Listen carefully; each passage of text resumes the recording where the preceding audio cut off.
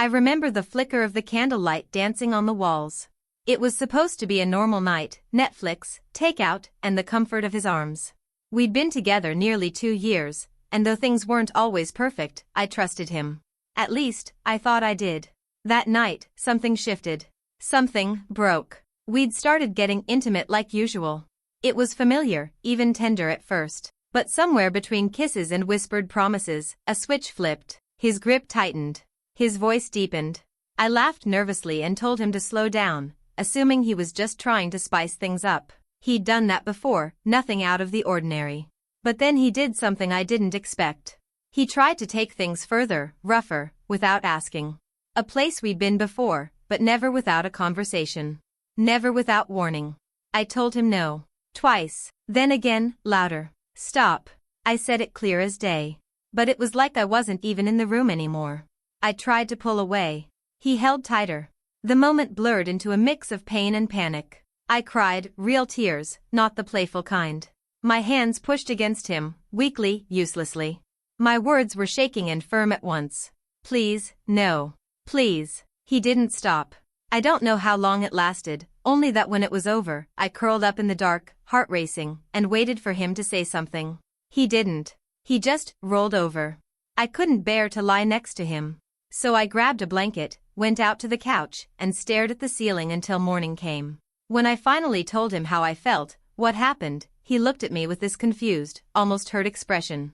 As if he was the one who had been wronged. You said stop, he said, frowning. And that should have been enough. But I thought you were just, playing. Like always. I was stunned. He talked like we'd rehearsed this scene before. Like my begging was just a kink, not a real plea. I asked him how I was supposed to make it clearer in the future. He shrugged and said, maybe change your tone or something. Be more serious when you mean it. The room felt smaller. The air was thick. I couldn't breathe. Now, 2 days later, I haven't been able to look at him the same. Every time I try to process it, I feel like I'm falling through a fog. I keep questioning myself, was it my fault? Did I not say it right? Did he really not understand? But the bruises tell a different story. And tonight, something strange happened. I found my phone open on the nightstand, camera app still running. I hadn't touched it since that night. I stared at my phone like it was some kind of ticking bomb. The screen was dim, the camera app still open, battery nearly dead. I don't even remember picking it up last night, let alone opening the camera. My fingers hovered over the screen, reluctant to touch it, as if whatever was on there might burn me. A horrible thought crossed my mind. Was it recording? My hands trembled as I swiped through the gallery. A video file blinked up at me, time-stamped from the night everything went wrong. Just under 4 minutes long. I hesitated. My thumb hovered over the play button for a long time before I tapped it. Darkness. Muffled audio. Breathing. Shuffling. Then a voice. His voice. It was faint at first, but there was no mistaking it. Come on, babe, you always say that. Then mine. Crying. Saying no. Over and over. Pleading. The camera was mostly angled toward the edge of the bed, blurry sheets, a shadow moving in and out of frame. But the sounds were unmistakable. My sobs. My protest. His grunts. I slammed the phone face down on the couch, a wave of nausea ripping through my stomach. I couldn't watch the rest. I wanted to scream. To run. To throw something. Instead, I sat there in silence, my heart thudding so hard it echoed in my ears. I was shaking, full body, teeth chattering kind of shaking. That video was real. It wasn't a dream. It wasn't a bad memory twisted by emotion. I had proof. But then, how did the camera turn on? I didn't record it. I was too far gone to even think about my phone that night. So who did? A new dread slithered into my chest. If he recorded it, why would he leave it on my phone? Was it a mistake? A cruel game? Or something worse?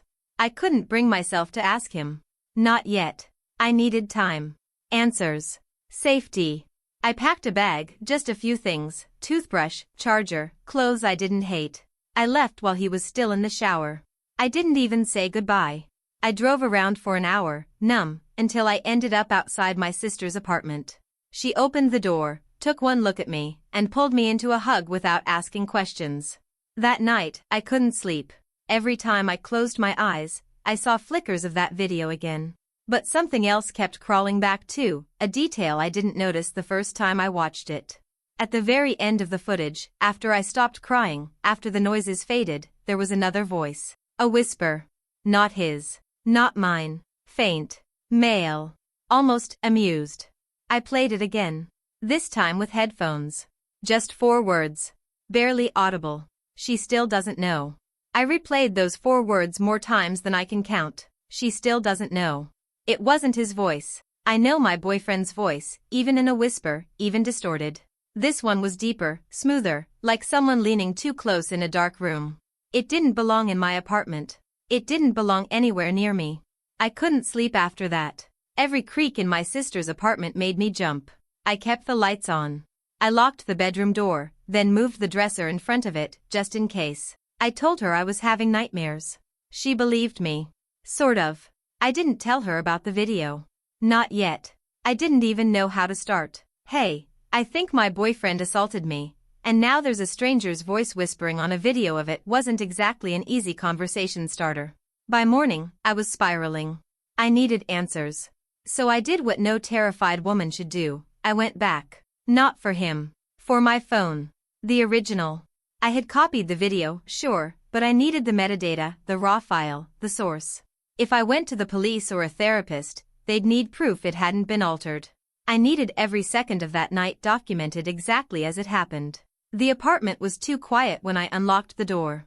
Like the walls were holding their breath. His keys were gone, and so was his car. Good. I moved quickly. Grabbed my laptop, old backup drives, even my journal, anything I might need if I decided to turn this over to someone. But just as I was about to leave, I made a mistake. I went into the bedroom. The sheets were freshly washed. His laundry was folded neatly. On my pillow, he'd placed a single red rose. No note. No card. Just the rose. The kind he knew I liked. I stood there frozen for a moment, heart thumping like a warning drum. There was something wrong about it, not just the rose itself, but the way it was placed. Too precise. Too deliberate. Like a message.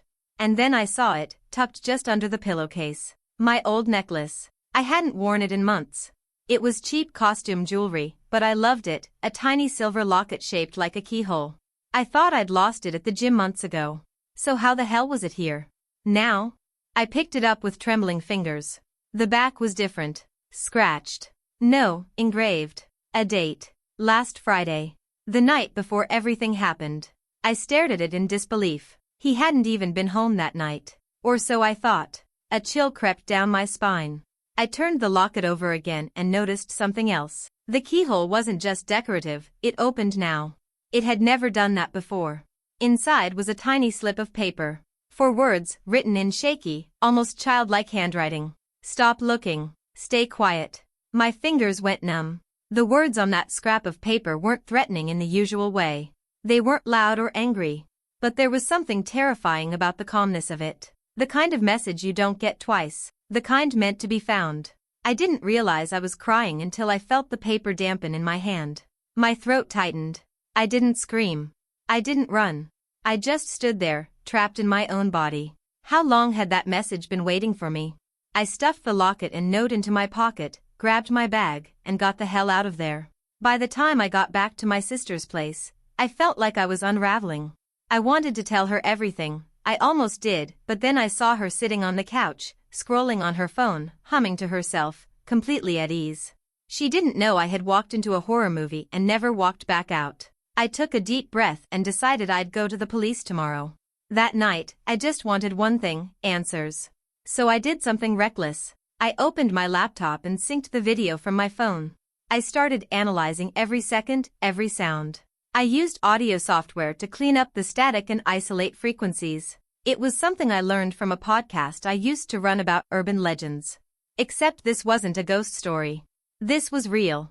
After filtering out background noise, I played the whisper again. She still doesn't know.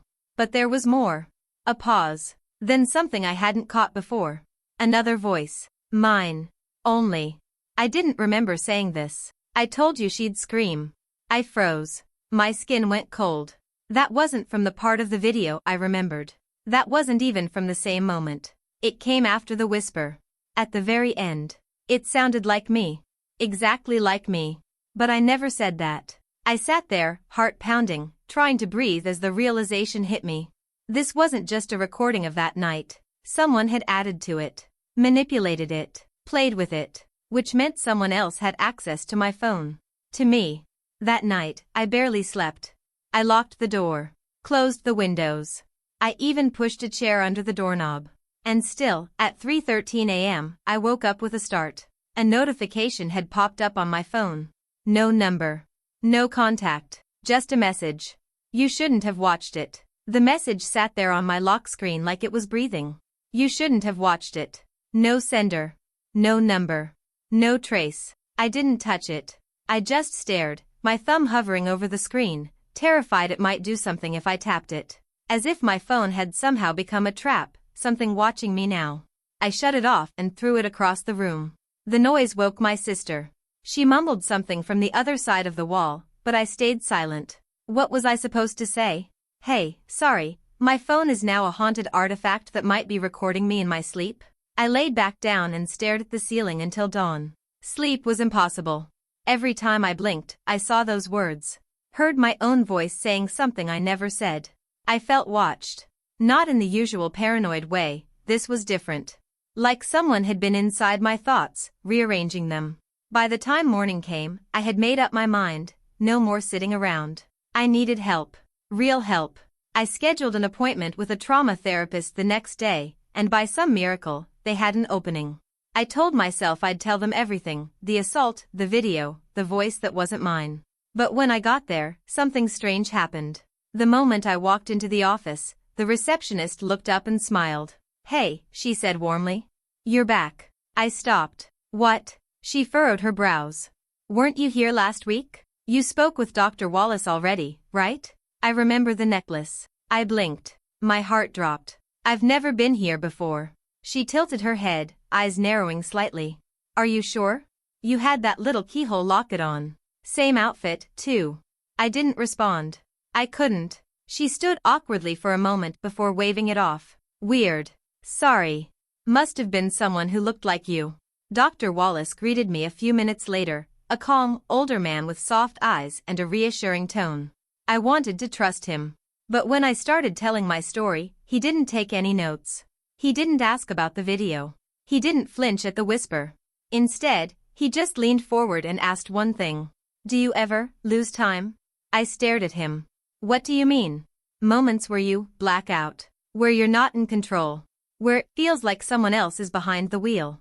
I swallowed. Why are you asking that? He smiled, but there was something odd about it. Something rehearsed. Because people like you tend to attract watchers. I stood up and left. I didn't wait to hear more. When I got outside, my phone vibrated again. A new notification, just 3 words. We met already. I didn't even check the rest of the message. I just turned my phone off again and shoved it into the bottom of my bag like it might bite me. We met already. Those words sat in my chest like lead. I hadn't just stumbled into something, I was in something. Deeply. And if what the therapist said was true, I might not even remember how. Back at my sister's, I kept quiet. I told her therapy went fine. She smiled and dropped the subject like I knew she would. I hated lying to her. But how do you explain to someone that you're no longer sure whether you've been living your life, or sleepwalking through someone else's version of it? That night, I dug deeper. I started going through my photos, not the obvious ones, but the hidden folders. The recently deleted. The cloud backups. The junk most people forget exists.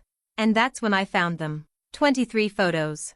All dated over the last 3 months. All taken late at night. Each one showed me sleeping. Different positions. Different nights. Some in my bed. Some on the couch. One in the shower, fully clothed, slumped like I'd just collapsed there. None of them were selfies. None of them had been taken by my hand. My face was always slack. Expressionless. Empty. In one, my eyes were half open. Like I was watching whoever was watching me. The last photo was taken 3 nights ago. The same night I found the video. It was darker than the others, almost like it was taken through glass. The angle didn't match anywhere in my apartment, not even my sister's. But there was a reflection in the image, barely visible, but enough. A face, blurry, smiling. It wasn't my boyfriend. And it wasn't anyone I recognized. I zoomed in. Something about the smile made my stomach twist. It was too wide. Not inhuman, just wrong. Like someone trying to mimic a smile they'd only seen in photos. And the eyes. No light. Just black. Just void. And then I realized, in the background, behind him. My locket. The same one I had just found under my pillow. The same one with the warning note. Which meant that whoever had taken that photo had been in my room before I ever found it. Suddenly, a sound shattered the silence. My phone. Buzzing. Even though it was turned off, the screen flickered on by itself, bright white, and a new message popped up, filling the entire display. Do you want to see who you really are? I didn't want to touch the phone, but I couldn't look away. The message glowed on the screen like it was carved into the light itself. Do you want to see who you really are? My thumb hovered over the screen. I should have dropped it. Should have smashed it. But I tapped it. The screen went black for a moment. Then, without warning, it began playing a video. Not the video, a new one. I was sitting at the kitchen table in my apartment. Hair messy, eyes glazed, wearing pajamas I hadn't seen in years. I looked wrong. Like I was being puppeted by invisible strings. Limbs limp. Staring straight into the camera, but not blinking. Behind me, the apartment was pitch black, no lights, no windows, just a yawning dark. A voice spoke from behind the camera. Calm. Soft. Too close. Tell me your name. My voice responded, but it wasn't mine. It was like something else wearing my voice. I'm the door. A pause. The door to what? Another pause. A crooked smile spread across my face on screen. The room you keep locked. I slammed the phone down. It didn't make sense. None of this made sense. But deep down, under the terror, a memory stirred. Something almost familiar. The room. I stood up and paced the apartment, hard hammering, trying to force the image from my head. But I couldn't. That smile. That phrase. The door to the room I keep locked. What did that mean? I didn't remember recording that. I didn't remember saying those words. And I definitely didn't remember the eyes I saw in the reflection on the screen. They were watching me, not the camera. I couldn't shake the feeling that I had seen those eyes before, not in person, but in dreams. That hollow gaze, floating at the edge of my sleep. A presence just outside memory. A silence that watched. And then I remembered something else, something I hadn't thought about in years. When I was 10, I used to talk in my sleep. My mom told me once, laughing nervously, that I used to sit up in bed and stare at the closet. And whisper. He's still in there. I thought it was just kid stuff. But now I wondered. What if I'd never stopped? What if I'd just stopped remembering? Just then, a knock echoed through the apartment. Not the front door. The bedroom. My sister was at work. And no one was supposed to be home but me. I stood frozen, the knock sounding again, deliberate. Slow. As if someone knew I was listening. I grabbed the phone again, hands shaking, ready to call for help. But the screen had changed. A new message. Don't open it yet. You're not ready to see what you've let in. The knocking stopped the second I read the message. Not faded. Not hurried away. Just stopped. Like it was never there. I stood motionless, barely breathing, ears straining for a sound, any sound, from the other side of the bedroom door. Nothing. The hallway was too still, the air charged with a pressure that felt like it was pushing inward, like the apartment itself was holding its breath. I didn't move. I didn't even blink. Then something occurred to me, something horrifying. The bedroom door didn't lock. Not from the outside. And I hadn't closed it. I tiptoed forward. My mouth was dry. I reached for the doorknob, expecting resistance, but it moved easily under my hand. The door swung open with a slow creak, revealing an empty room. Lights off, curtains still drawn. No signs of entry. Nothing moved. Nothing watched. But on the bed, right where the rose had been days earlier, lay something new. A VHS tape. I hadn't owned a VCR in years. Who even used tapes anymore? I approached slowly. The label on the front was handwritten in all caps, shaky like someone was writing through a tremor. The first time. My blood ran cold. I backed out of the room and slammed the door. I didn't care who heard. I wanted the damn thing gone, burned, buried, anything but watched. But then my phone buzzed again. This time, it rang. No caller ID. No contact. Just a black screen and the word, answer. Against every instinct in my body, I did. There was no voice. Just static. And then, underneath the white noise, the faintest sound, almost a whisper. My own voice, breathing heavily, repeating the same sentence, over and over. Don't look, don't look, don't look. The call ended itself after exactly 33 seconds. My phone screen flashed again. This time it didn't show a message, just a single frame of video. Black and white, grainy. It was me, standing in a hallway I didn't recognize, staring at a door with no handle. In the reflection of the hallway mirror, something stood behind me. Not a man. Not a shadow. Something wearing my skin. Smiling. I stared at the image on my phone for a long time. That hallway. That door. That thing behind me.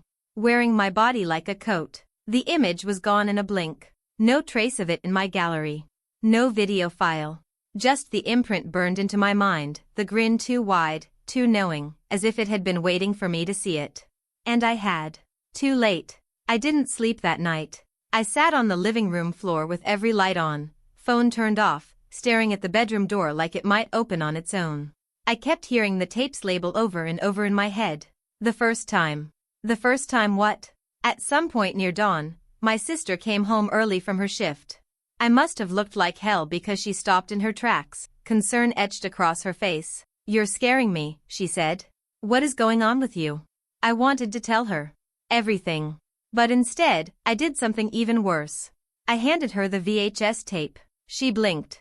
Okay, what am I supposed to do with this? We don't even have a... Your boyfriend, I interrupted. Didn't he say his parents still have a VCR? Can you play this there? She hesitated. What is it? I don't know, I said. That's the problem. She promised she'd check it out and let me know. I made her swear not to watch it alone. I almost begged. She left a couple hours later. I didn't hear from her all day. I texted. No response. Called. Straight to voicemail. By evening, I was pacing. Finally, her name lit up my phone. I answered immediately. Hello? It wasn't her voice. It was mine. Don't worry. I showed her. She didn't like it either. Click. The line went dead. I froze. I couldn't breathe. I tried calling back, but now my number was blocked. I didn't sleep. Again. The next morning, I drove to her boyfriend's house. Pounded on the door. When he answered, he looked exhausted. She left like 2 hours ago, he said, rubbing his eyes. Wouldn't say where she was going. She seemed off. I asked if they watched the tape. He blinked, confused. What tape? I went pale. The VHS I gave her. I didn't see any tape, he said. She showed up here shaking, asked to stay the night, and then... I don't know. She just sat on the couch staring at the wall. 4 hours. I turned and ran back to my car. No tape. No answers. Just a growing sense of something slipping. When I got home, the front door was cracked open. Inside, everything was quiet, still. But on the coffee table, where there had been nothing before, was a new VHS tape. No label this time. Just a sticky note, pressed flat against the black plastic. Last time. I stared at the new tape for what felt like an hour. Last time. The words felt final. Like a ritual ending. I didn't remember bringing it in. I hadn't opened the door. I hadn't heard anything. No footsteps. No sound. Just the tape. Sitting there. Waiting. I didn't have a VCR. Didn't need one this time. Because my phone, long dead, never charged, lit up on its own. The screen opened directly into a video app, playing a file that hadn't existed 5 minutes ago. The same title as the tape. Last time. I didn't press anything. It just played. The footage showed my apartment. My bedroom. It looked like night vision, pale green light, grainy and shaky, like a camera hidden in the corner.